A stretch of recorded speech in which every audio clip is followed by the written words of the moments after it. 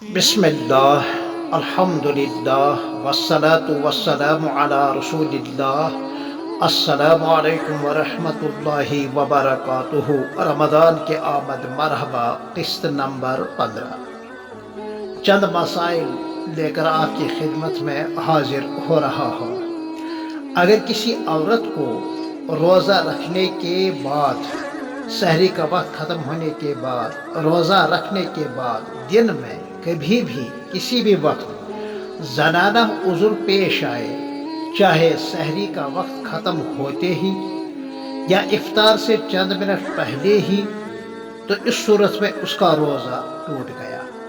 अब वो दिन भर पैसे पर्दा खा पी सकती है।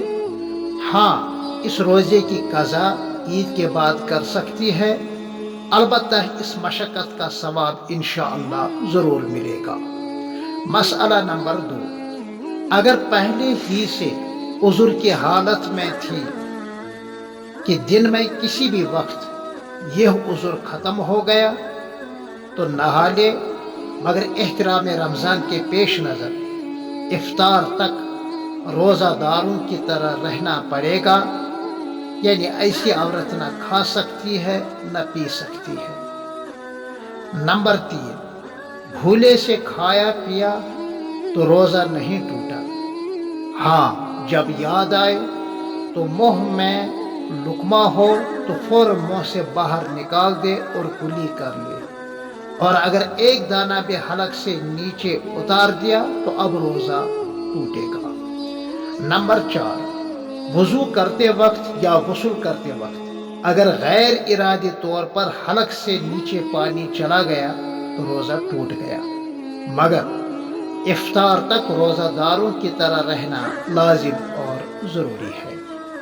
नंबर 5, जिस हामिला औरत को रोज़ा रखने से खुद या परवरिश पाने वाले बच्चे को नुकसान पहुँचे तो वो औरत हरगिज़ रोज़ा न रखे, बाद में कज़ा कर ले। नंबर 6, किसी किस्म का इंजेक्शन या बवजह ज़रूरत ग्लूकोज लगवाना पड़े तो इससे रोज़ा नहीं टूटता है। हाँ, वह इंजेक्शन जो सीधे पेट पर लगवा कर म्यादे में उसकी दवाई पहुंचाई जाती है, जैसे इंसुलिन, तो इस सूरत में उसका रोज़ा यकीनन टूट जाता है। नंबर 7, खून भरने से या देने से रोज़ा नहीं टूटता है।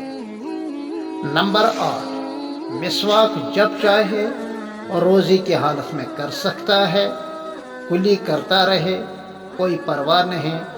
रोज़े की हालत में मिसवाक करना एक पसंदीदा अमल है। इसी तरह जब चाहे नहा सकता है। नंबर 9, दिन में सोया, एहतिलाम हुआ तो इससे रोज़े पर कोई फ़र्क नहीं पड़ता है। नंबर 10, पेस्ट के साथ ब्रश करने से रोज़ा की हालत में एहतियात करें। क्या अगर पेस्ट का कुछ हिस्सा हलक से नीचे चला गया तो रोज़ा टूट गया।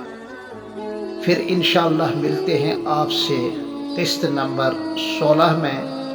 तब तक के लिए अस्सलामु अलैकुम वरहमतुल्लाहि वबरकातुहू।